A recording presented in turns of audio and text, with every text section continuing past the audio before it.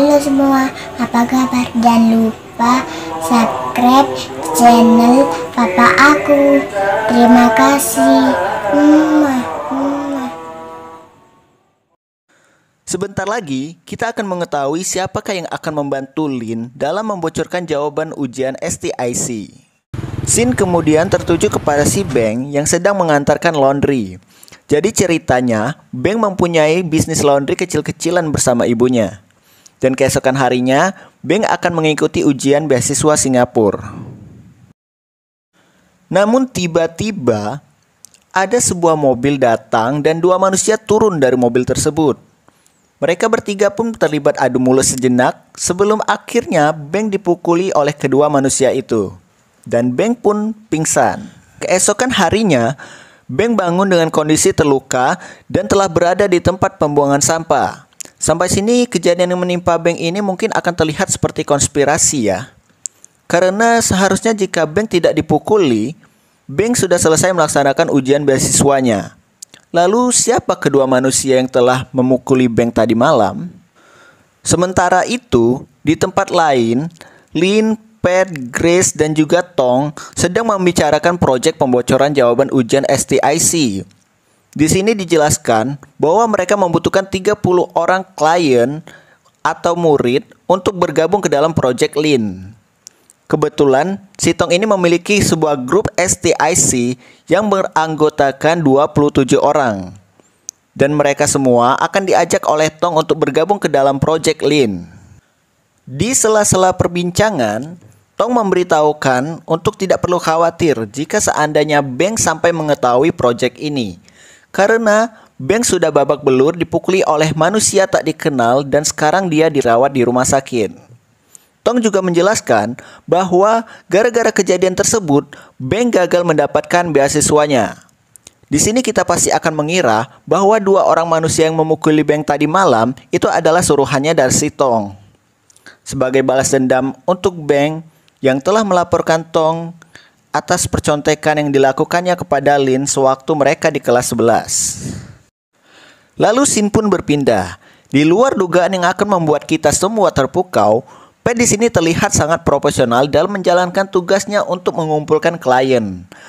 Pat memberikan instruksi kepada klien dengan cara mengadakan seminar trik jitu lulus ujian STIC. Yang sebenarnya itu adalah tutorial membawa dan membaca jawaban ke dalam ujian STIC. Lin pun menjelaskan kepada Pat dan Grace bahwa hanya ada 4 barang yang boleh dibawa ke dalam ruangan ujian STIC, yaitu pensil 2B, penghapus, identitas ujian, dan paspor. Lin menjelaskan teknis pelaksanaan proyek besar mereka nanti di lapangan. Karena hanya ada 4 barang yang boleh dibawa masuk ke ruang ujian, Pat pun bertanya bagaimana cara klien mereka membawa jawaban tersebut ke dalam ruangan ujian. Penasaran? Lin menjelaskan bahwa jawaban akan dibawa dalam bentuk barcode di pensil 2B. Akan ada 4 pensil dan setiap pensil untuk satu sesi. Kode angka yang ada di samping barcode adalah jawaban untuk soal isian.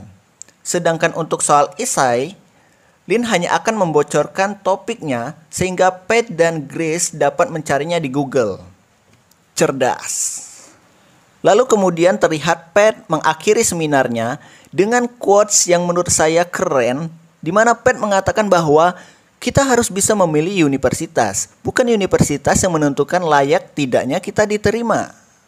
Singkat cerita, Lin pergi menemui Beng dan mengajak Beng untuk bergabung ke dalam rencananya.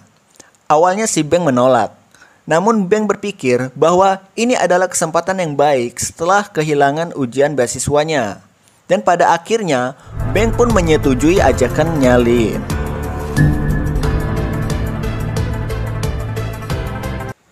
Scene berpindah ke sebuah markas di mana Lin dan tim sedang mempersiapkan rencana yang akan disusun dengan epik.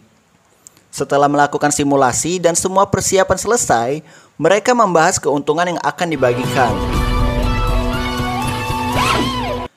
Di sini Beng akan mendapatkan bagian sebesar 1 juta baht atau senilai 472 juta rupiah. Sedangkan Lin akan mendapatkan 2 kali lipat dari bagian Beng, yaitu 2 juta baht atau sebesar 945 juta rupiah. Gila nggak tuh? Ketika hendak pulang, Lin mengajak Pat, Grace, dan Beng kumpul kembali besok untuk mematangkan persiapan terakhir mereka. Dan pada keesokan harinya, Lin menanyakan beberapa hal kepada Pat. Yang pertama, jika Lin tertangkap, apa yang akan Pat katakan? Dan yang kedua, jika Beng yang tertangkap, apa yang akan Pat katakan?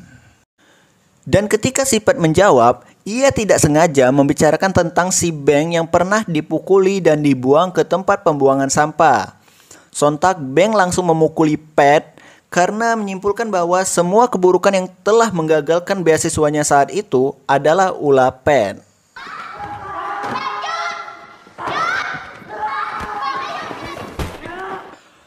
Pat telah membayar 2 orang preman untuk memukuli Beng agar ia gagal mengikuti ujian beasiswanya dan bisa membantu Lin untuk membocorkan jawaban ujian STIC. Dan ternyata benar, Pat mengakui bahwa ia telah bermain kotor kepada Beng dengan alasan mereka membutuhkan Beng untuk membantu Lin mengikuti rencana mereka. Jadi di sini rencana penyerangan Beng adalah murni rencana Pat sendiri. Lin dan Grace pun turut kecewa dan pergi meninggalkan Pat sendirian. Lah, kenapa Tong bisa tahu saat Beng diserang?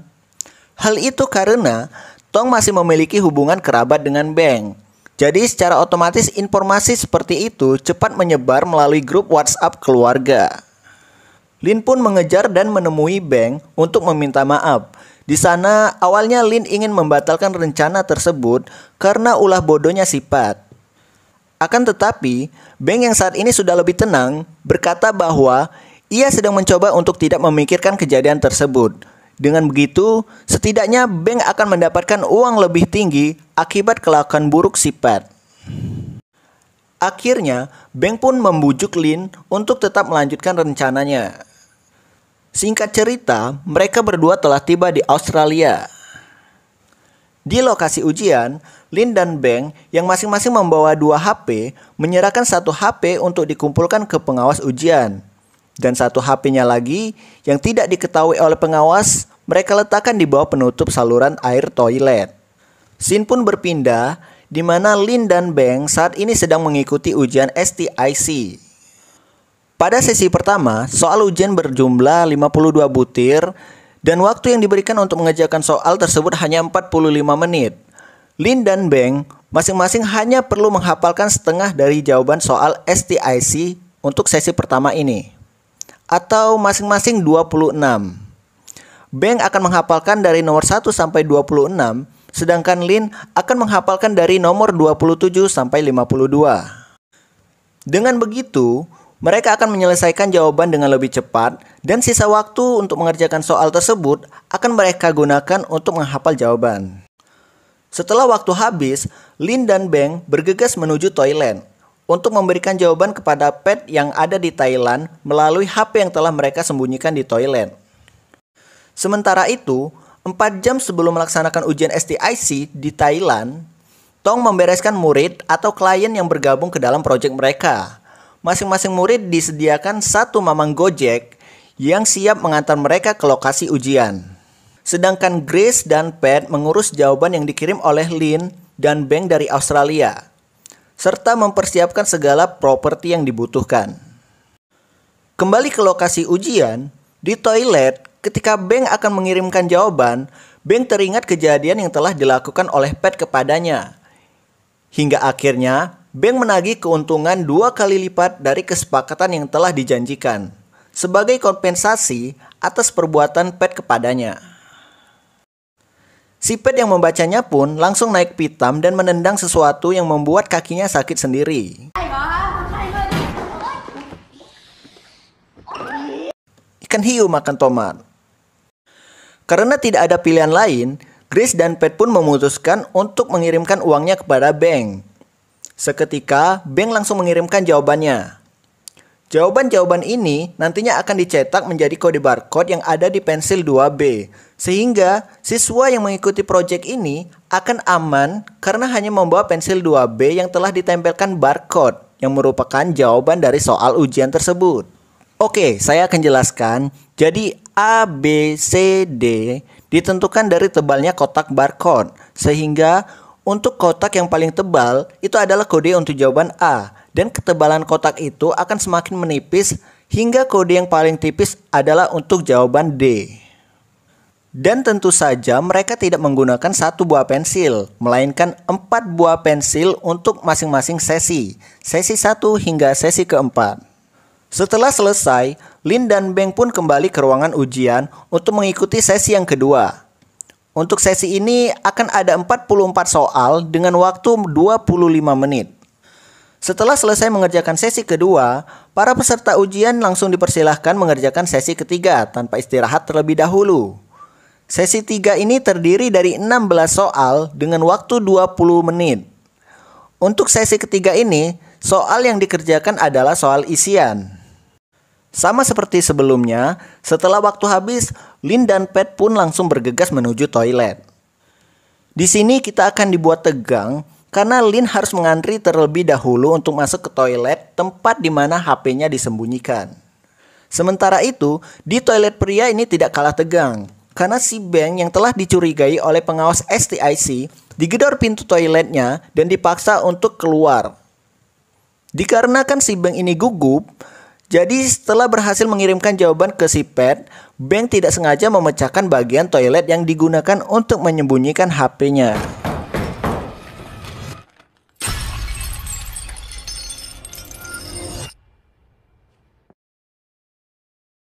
Hal itu membuat pengawas ujian STIC mendobrak paksa pintu toilet. Lalu akhirnya Beng pun dibawa untuk diinterogasi.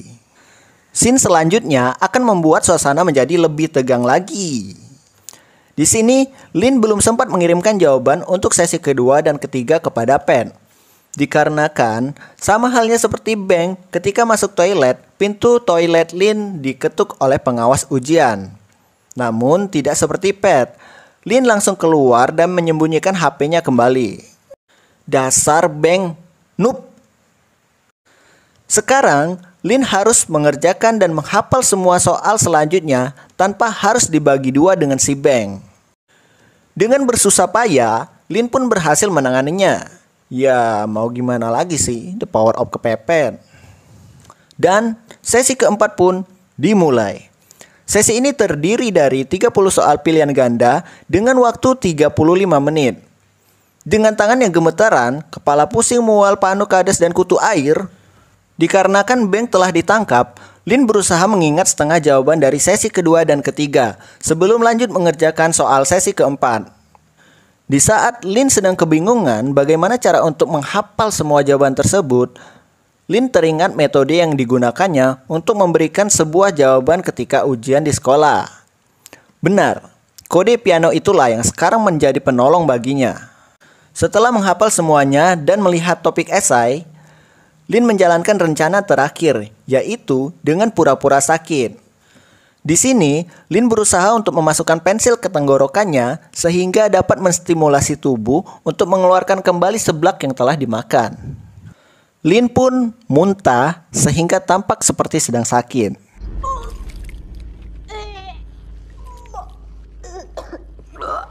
Sehingga Lin pun diizinkan untuk meninggalkan tempat ujian STIC. Di tempat Pat dan Grace, ketegangan masih berlangsung di mana ayahnya Lin pergi menemui Pat dan Grace di markasnya untuk menanyakan keberadaan Lin.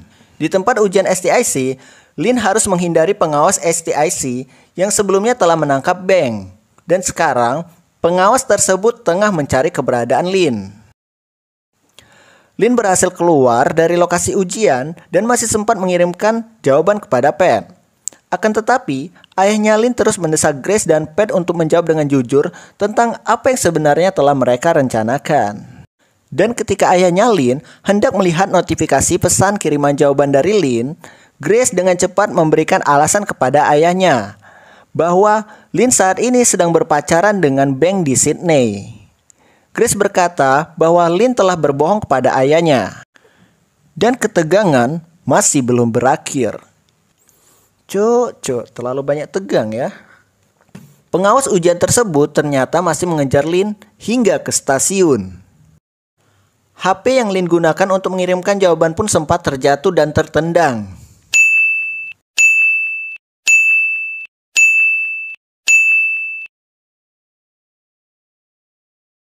Akibatnya, layar dari HP tersebut ngeblank dan tidak merespon. Hingga Lin harus berkali-kali menekan tombol kirim. Singkat cerita, Lin berhasil mengirimkan semua jawaban kepada Pat. Dan pada saat itu juga, pengawas ujian berhasil menemukan Lin. Lin pun diminta untuk ikut dengannya kembali ke tempat ujian STIC. Sementara itu, handphone yang Lin bawa disedekahkan kepada mereka yang tidak membutuhkan untuk menghilangkan jejak. Setelah semua atribut percontekan siap dan pensil ajaib pun telah dibagikan, murid-murid yang mengikuti proyek pun diberangkatkan oleh mamang Gojek masing-masing ke tempat ujian STIC yang ada di Thailand. Masih ingat dengan Beng? Begini nasibnya. Di sini nasib buruk masih menimpa Beng. Akibat dari semua hal itu, pihak kedutaan besar Thailand datang dan menjelaskan kepada Lin bahwa Beng telah diklaim menggunakan handphone untuk memakai kamus pada saat ujian. Dan itu membuat Beng berpotensi untuk mendapatkan hukuman terburuk, yakni Beng akan di blacklist dan tidak dapat mengikuti ujian STIC untuk selama-lamanya.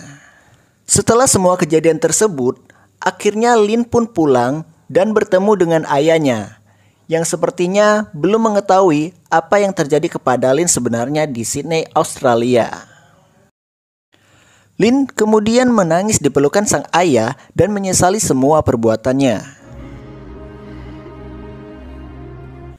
Informasi kecurangan Beng pada saat ujian STIC telah sampai ke telinga kepala sekolah sehingga Beng pun harus dikeluarkan dari sekolah. Mamam tuh, nupsi. Di tempat lain, Pat, Grace, Tong, dan yang lainnya terlihat sedang merayakan keberhasilan mereka atas ujian STIC. Setelah semua kejadian tersebut, Beng mengajak Lin untuk mampir ke rumahnya. Lin pun datang dan di sana terlihat Beng telah membeli beberapa mesin cuci baru dan sebuah sepeda motor dari uang bagiannya. Sesuatu yang tidak terduga kemudian keluar dari mulut Beng, di mana Beng mengajak Lin untuk membangun sebuah kursus untuk persiapan ujian yang sebenarnya adalah sebuah bisnis memberikan jawaban kepada murid yang hendak melaksanakan ujian, dan kali ini untuk ujian GET-PAT atau semacam SBMPTN lah kalau di Indonesia. Berbeda dengan Lin yang sudah tobat dan menyesali segala perbuatannya, di sini Beng malah semakin menjadi-jadi dan tidak terlihat menyesali apapun. Yang menjadi ambisi besar Beng saat ini hanyalah uang. Namun karena Lin sudah kembali ke jalan yang benar, dia tidak tertarik dan bahkan berkata kepada Beng, apabila uang bagian yang Beng dapatkan masih kurang, Beng dapat mengambil uang bagian milik Lin yang belum diambilnya sama sekali. Akan tetapi, tampaknya di sini Beng memang sedang tergila-gila dengan harta. Jadi, dia ingin terus mengumpulkan uang sebanyak-banyaknya.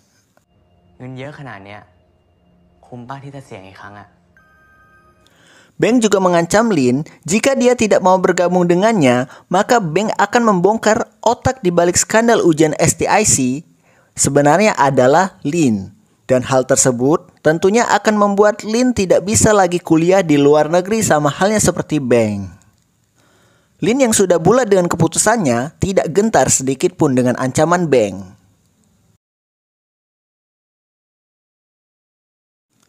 Lalu di akhir cerita, Lin sendirilah yang memberikan pengakuan kepada panitia ujian atas skandal kecurangan ujian STIC yang terjadi beberapa waktu lalu.